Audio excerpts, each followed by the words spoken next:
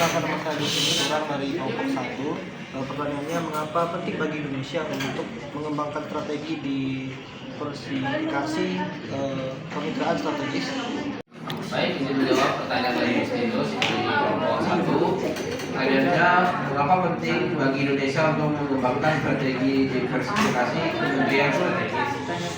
Jawabannya itu adalah diversifikasi kementerian strategis itu penting untuk menghindari ketergantungan pada salah satu negara atau kekuasaan besar seperti Amerika Serikat atau Tiongkok. Dengan memiliki berbagai kemitraan, Indonesia bisa dapat memperkuat posisi tawaran dalam diplomasi internasional dan mengurangi risiko yang mungkin timbul dari ketergantungan tersebut.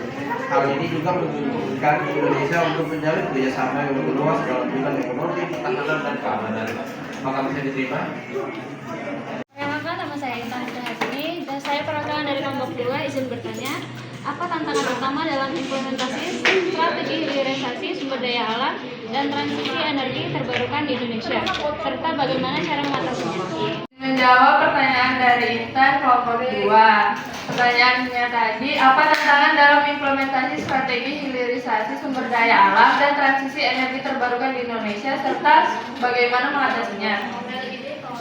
Jadi, implementasi strategi hilirisasi sumber daya alam dan transisi energi terbarukan di Indonesia menghadapi sebuah tantangan utama. Dalam hilirisasi, hambatan muncul dari keterbatasan infrastruktur industri di daerah penghasil, dominasi investasi asing yang belum optimal dan alih teknologi, serta regulasi yang rumit dan birokratis. Sementara itu, dalam transisi energi tantangan meliputi ketergantungan tinggi pada energi fosil, rendahnya investasi di sektor energi terbarukan, belum siapnya jaringan listrik untuk integrasi energi baru, serta inkonsistensi kebijakan yang menghambat kepastian investasi. Untuk mengatasi hal ini diperlukan pembangunan infrastruktur secara terpadu, peningkatan insentif bagi investor domestik, regulasi yang lebih sederhana dan transparan, serta roadmap transisi energi yang tegas. Selain itu, investasi pada teknologi lokal dan peningkatan kapasitas SDM menjadi kunci keberhasilan jangka panjang. Terima kasih. Apakah cukup? Izin bertanya, saya Faisal Bandung dari kelompok 3. Bagaimana posisi geografis Indonesia dapat dimanfaatkan untuk meningkatkan peran dalam geopolitik global? Itu saja. Saya akan menjawab pertanyaan dari Faisal.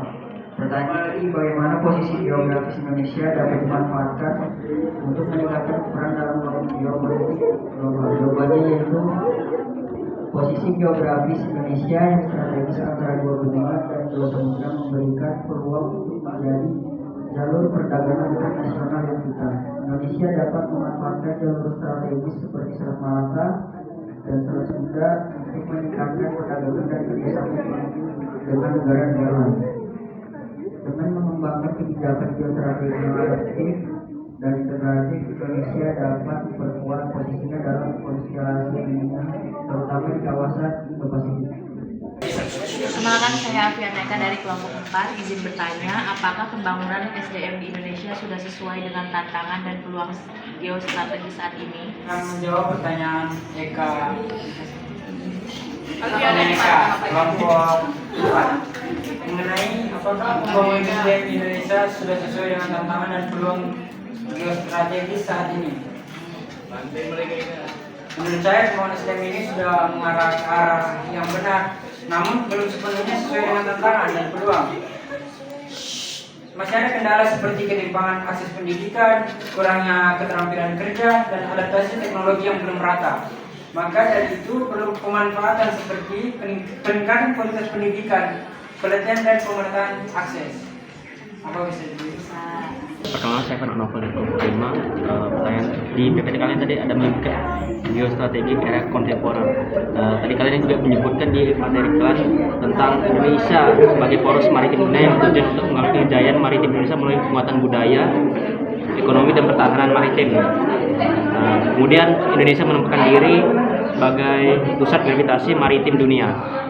Pertanyaan saya ini, apakah kebijakan non-blok Indonesia masih relevan dengan geostrategi saat ini, terutama di tengah rivalitas antara Amerika Serikat dan Tiongkok?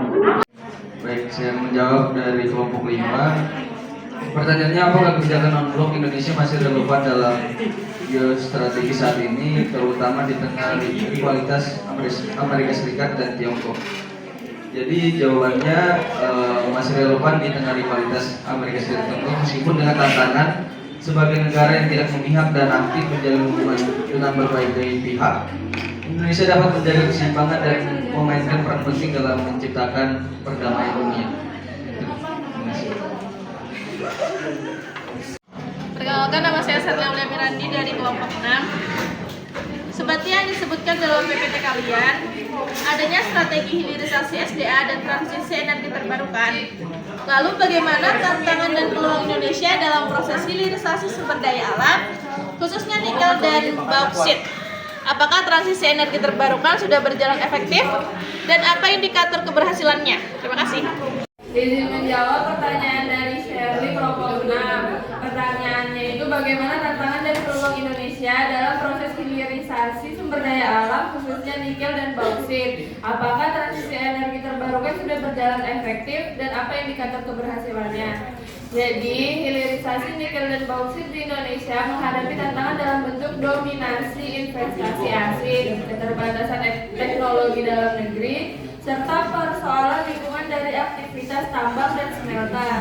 Meski begitu, peluangnya sangat besar karena Indonesia memiliki cadangan nikel dan bauksit yang strategis secara global, khususnya untuk mendukung industri baterai kendaraan listrik. Pelarangan ekspor bahan mentah mendorong tumbuhnya industri pengolahan domestik, menciptakan nilai tambah, serta memperkuat posisi Indonesia dalam rantai pasok global. Namun, hilirisasi harus diarahkan lebih jauh ke produk akhir, bukan hanya berhenti setengah jadi.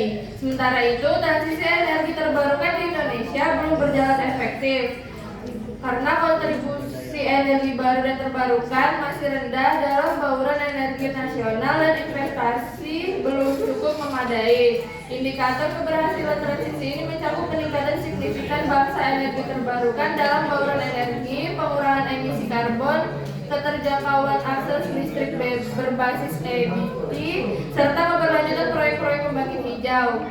Tanpa kepastian regulasi, insentif kuat dan integrasi teknologi, transisi ini beresiko stagnan meskipun potensinya besar. Apakah bisa diterima?